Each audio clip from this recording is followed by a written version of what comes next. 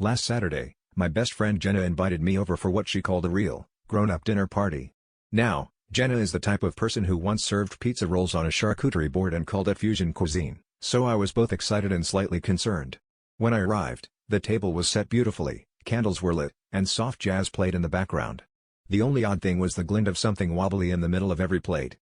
For the appetizer, Jenna proudly presented what she called classic tomato aspic.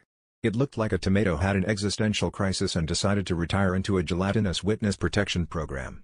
I poked it with my fork, and it shimmied in a way that felt both festive and vaguely threatening.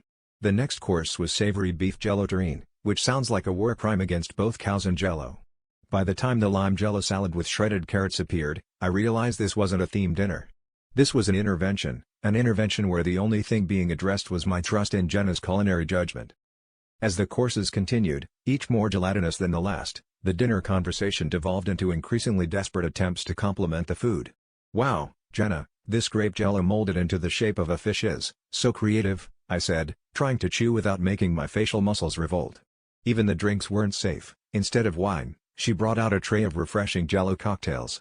The cranberry one slid right out of the glass and onto my lap, which Jenna assured me was all part of the experience.